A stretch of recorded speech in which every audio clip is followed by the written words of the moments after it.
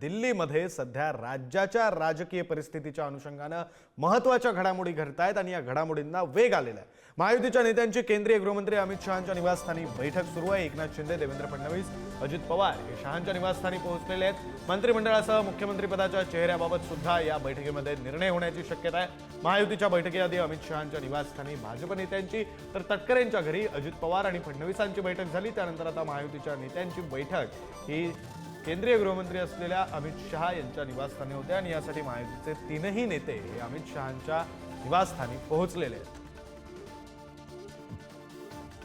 ही तीन दृश्य आपण पाहतोय। एकनाथ शिंदे ज्यावेळी केंद्रीय गृहमंत्री अमित शहांच्या निवासस्थानी पोहोचले त्यावेळची दृश्य, तर दुसऱ्या दृश्यांमध्ये आपण देवेंद्र फडणवीस यांचे दृश्य पाहतोय। ज्यावेळी देवेंद्र फडणवीस हे सुनील तटकरे यांच्या निवासस्थानाहून केंद्रीय गृहमंत्री अमित शहांच्या निवासस्थानाकडे जाण्यासाठी निघाले त्यावेळची दृश्य। तिसऱ्या दृश्यांमध्ये अजित पवारांचा ताफा पाहायला मिळतोय। अजित पवार सुद्धा अमित शहा यांच्या निवासस्थानी पोहोचलेले आहेत। खरं तर अमित शहा हे देशाचे केंद्रीय गृहमंत्री आहेत, सोबतच भाजपचे केंद्रीय नेतृत्व आहेत, एनडीएचे केंद्रीय नेतृत्व आहेत, महायुतीसाठी असलेलं शीर्षस्थ नेतृत्व म्हणजे भाजपचं केंद्रीय नेतृत्व आणि त्यातील एक भाग असलेले म्हणजे अमित शहा। आणि याच अमित शहांच्या निवासस्थानी त्यांच्या अध्यक्षतेखाली ही बैठक पार पडते।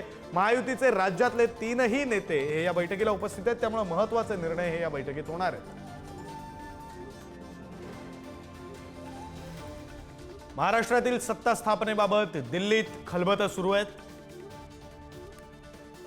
मोदी शहा यांच्यात महाराष्ट्रातील मुख्यमंत्री पदाबाबत चर्चा झाल्याची सुद्धा माहिती आहे। अमित शहांसोबत शिंदे, फडणवीस आणि अजित पवारांची आज बैठक पार पडते। भाजप पक्ष निरीक्षक महाराष्ट्रात येणार आहेत। आपलं मत हे केंद्रीय भाजप नेत्यांना भाजपचे पक्ष निरीक्षक कळवणार आहेत।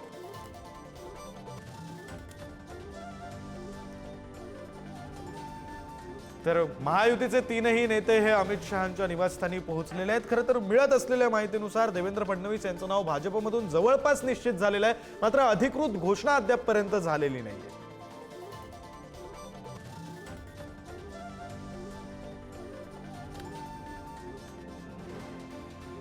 प्रतिनिधी शिवाजी काळे पुन्हा एकदा आपल्यासोबत जोडले गेलेले आहेत। ते दिल्लीमध्ये आहेत, जिथे ही बैठक सुरू आहे केंद्रीय गृहमंत्री अमित शहा यांच्या निवासस्थानी। त्या निवासस्थानाच्या बाहेरच शिवाजी काळे आहेत। शिवाजी, काय आतल्या बैठकी संदर्भातला काही तपशील मिळतोय? काय नेमकी चर्चा होते किंवा कोणत्या अनुषंगाने चर्चा होणार आहे? काय तपशील समोर येतोय सध्या? सगळ्यात अगोदर म्हणजे तीनही नेत्यांचं अभिनंदन केंद्रीय गृहमंत्री अमित शहा हे करतील। त्याचबरोबर तीनही नेते जे आहेत ते केंद्रीय गृहमंत्री अमित शहा यांचे आभार मानणार आहेत, कारण निवडणुकीनंतर तीनही नेत्यांची ही पहिलीच बैठक जी आहे केंद्रीय गृहमंत्री अमित शहा यांच्या सोबत आहे। त्याचबरोबर भाजप अध्यक्ष जे.पी. नड्डा हे देखील या ठिकाणी दाखल झाले आहेत। तुम्ही ज्या पद्धतीने सांगितलं की राज्याचे भावी मुख्यमंत्री म्हणून देवेंद्र फडणवीस यांचं जे नाव येत आहे त्याच्यावरती शिक्कामोर्तब जे आहे ते नाममात्र बाकी राहिले आहे, त्यांचंच नाव हे फायनल करण्यात आल्याचं समजतंय। दुसरीकडे जर पाहिलं तर आजच्या बैठकीमध्ये तीनही नेते खास करून एकनाथ शिंदे यांनी ज्या पद्धतीने स्वतःहून सांगण्यात आलेलं आहे की अमित शहा आणि यांनी या संदर्भात जे निर्णय आहेत ते घ्यायचे आहेत, त्यांचे अधिकार दिले, त्यामुळे एक प्रकारे एकनाथ शिंदे यांचं देखील अभिनंदन जे आहे ते केंद्रातील नेते जे आहेत ते करू शकतात। मात्र आजच्या घडीची सगळ्यात मोठी ही बातमी असणार आहे की देवेंद्र फडणवीस यांच्या नावाची घोषणा आज होणार की राज्यामध्ये निरीक्षक पाठवल्यानंतर आमदारांची मतं जाणून घेतल्यानंतर केंद्रीय जे निरीक्षक आहेत ते या संदर्भात आपला निर्णय जाहीर करतील आणि एक प्रेस कॉन्फरन्स घेऊन या संदर्भात मध्ये राज्याचा भावी मुख्यमंत्री म्हणून देवेंद्र फडणवीस यांचं नाव जे आहे ते जाहीर केलं जाईल। शक्यता अशी आहे की एकनाथ शिंदे हे देवेंद्र फडणवीस यांचं नाव जे आहे ते जाहीर करू शकतात, त्यामुळे महायुतीमध्ये जे आहे समतोल आहे, समन्वय आहे हे एक प्रकारे दिसून येईल। मात्र या सगळ्यामध्ये एक ट्विस्ट हा आहे की एकनाथ शिंदे हे उपमुख्यमंत्री पद स्वीकारतील का, त्यांना पुन्हा एकदा मुख्यमंत्री पद दिलं जात आहे का, हे सगळे प्रश्न अजूनही अनुत्तरित आहेत। मात्र जी माहिती मिळते त्यानुसार भाजपचाच मुख्यमंत्री होईल आणि देवेंद्र फडणवीस हे महाराष्ट्राचे मुख्यमंत्री म्हणून त्यांचं नाव जे आहे ते जाहीर केलं जाण्याची शक्यता आहे। शिवाजी, तुम्ही ज्याप्रमाणे म्हटलेत की कदाचित एकनाथ शिंदे जे आत्ताचे काळजीवाहू मुख्यमंत्री आहेत तेच देवेंद्र फडणवीस यांचं नाव जाहीर करू शकतात। मला जिथपर्यंत आठवतंय 2022 मध्ये देवेंद्र फडणवीस यांनी एकनाथ शिंदे यांचं नाव जाहीर केलं होतं पत्रकार परिषदेच्या माध्यमातून। रिव्हर्स कार्ड खेळलं जाईल, अर्थात त्यामुळे महायुतीमध्ये असलेला समतोल सुद्धा दिसून येईल। अगदी समन्वय दिसून येईल आणि महायुती कसे एका विचाराने काम करताना पाहायला मिळते हे देखील आपल्याला पाहायला मिळेल. त्यामुळे आता जी माहिती समोर पाहायला मिळते, ह्या ज्या गाड्या आहेत, या गाड्यामधून जर आपण पाहिलं तर राज्यातील, महाराष्ट्रातील नेते जे आहेत त्यांच्या ह्या गाड्या आहेत. बरं. देवेंद्र फडणवीस यांचा हा ताफा जो आहे तो पुढच्या दारानं आता पुढे येताना पाहायला मिळतोय.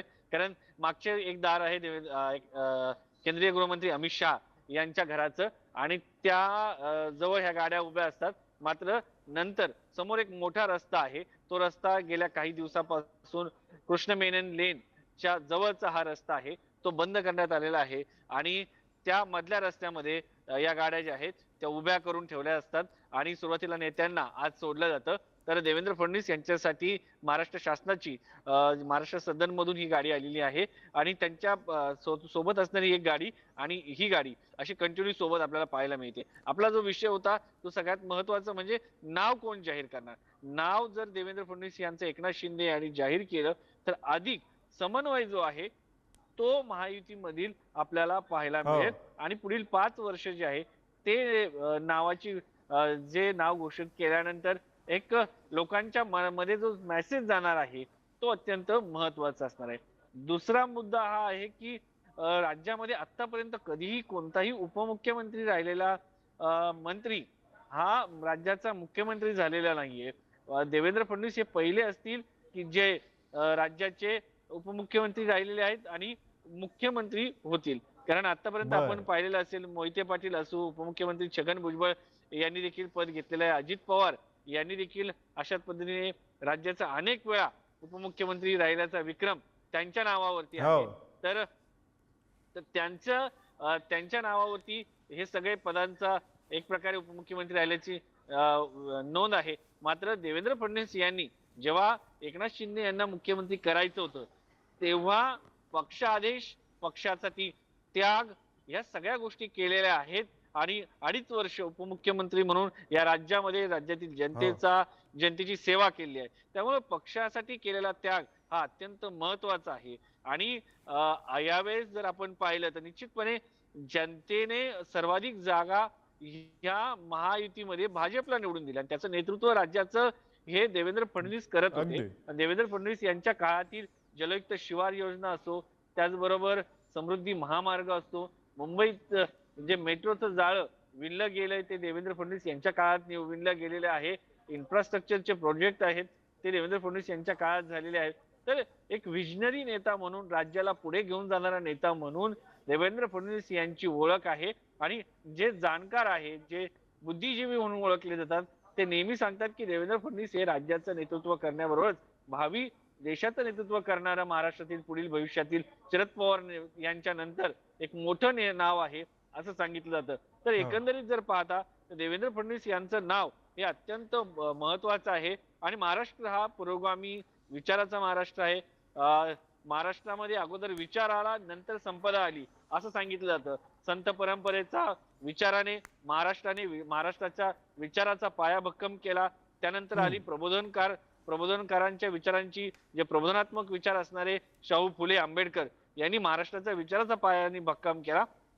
त्यानंतर औद्योगिकरण झालं आणि संपत्ती आली. त्यामुळं धनाबरोबरच संपत्तीबरोबरच विचार महत्वाचा आहे. आणि अशा राज्याचं नेतृत्व हे देवेंद्र फडणवीस हे करणार आहे. त्यामुळे महाराष्ट्रामध्ये हा सामाजिक समीकरणाचा अत्यंत महत्वाचा, आणि महाराष्ट्रामध्ये आतापर्यंत ज्या पद्धतीने सांगितलं तर मनोहर जोशी, त्याच्यानंतर देवेंद्र फडणवीस यांनी देखील महाराष्ट्राचा अत्यंत योग्य पद्धतीने कारभार हाती घेतला. सारथीची स्थापना झाली, अण्णासाहेब महामंडळ सारख्या संस्थांची स्थापना झाली. त्यानंतर मराठा समाजाला आरक्षण हे देवेंद्र फडणवीस यांच्या काळात मिळालं, ते न्यायालयात टिकलं देखील त्यांच्याच काळामध्ये. नंतर महाविकास आघाडीचं सरकार आलं, न्यायालयाने ते फेटाळून लावलं, पुन्हा एकदा आता आरक्षण दिलंय आणि आतापर्यंत ते आज तागायतपर्यंत कायम आहे.